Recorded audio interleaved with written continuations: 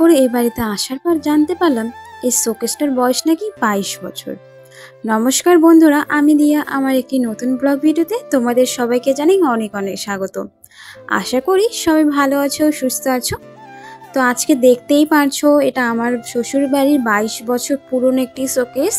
তো শোকেসটি একদম ভেঙে চড়ে গিয়েছে, কিন্তু এতটাও ভেঙে চড়ে যায়নি যে ব্যবহার করা যাবে না, মানে আর কি জামা কাপড় বা কোনো কিছু রাখা সম্ভব নয়।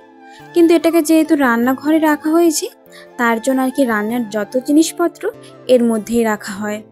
তোমাদের তো পুরো শোকেসটা আমি একবার ঘুরিয়ে দেখিয়েই দিলাম। চলো এবার তাহলে আজকে এটাকে একদম পরিষ্কার করে গুছিয়ে নিই।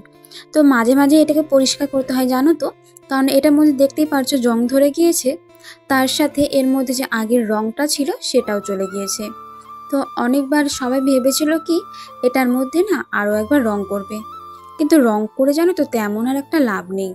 এর যে দুটো পায়া থাকে, যে নিচের দিকে যেটা দাঁড়া আর কি এটা রয়েছে, সে দুটো আর কি ভেঙে গিয়েছে, তার জন্য সেটাও ঠিক হবে না।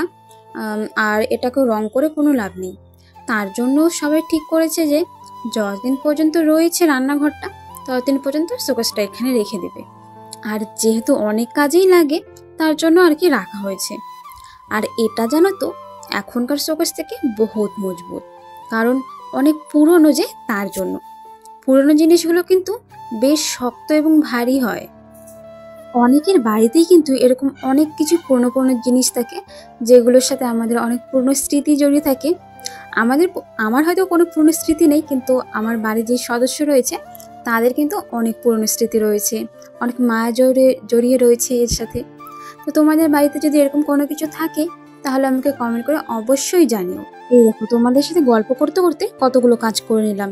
তো শোকেসে যে জিনিসগুলো ছিল সব কিছু আমি নিচে নামিয়ে নিয়ে বাইরে নিয়ে চলে এলাম।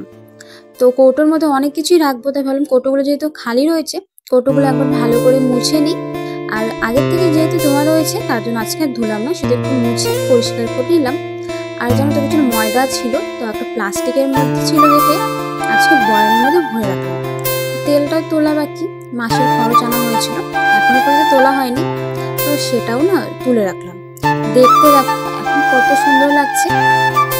এই প্লাস্টিকের মধ্যে রাখলে জানো তো দেখতে না ভালোই লাগে।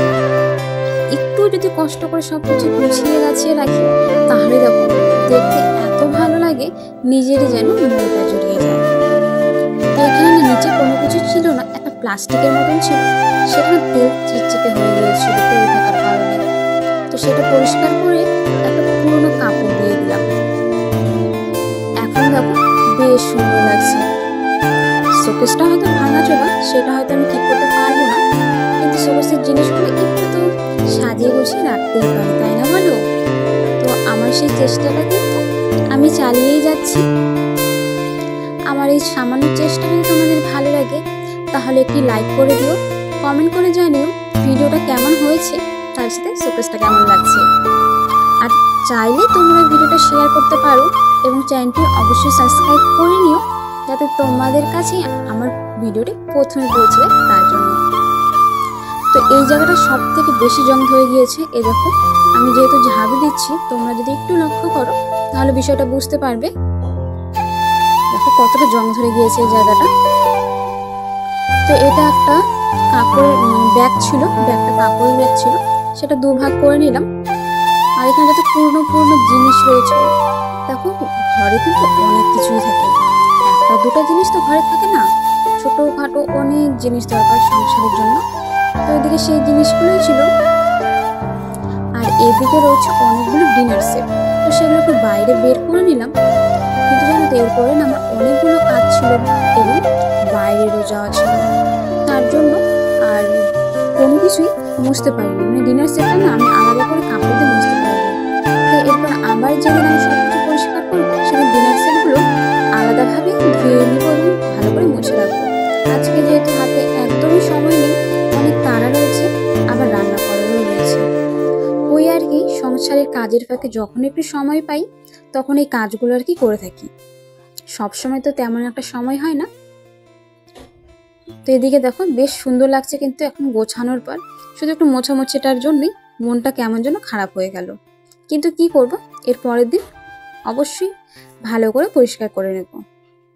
তো এদিকে তো হয়ে গেল। এরপর ওপরের দিকটা, তো ওপরের দিকে তেমন কোনো কিছুই আমি রাখিনি।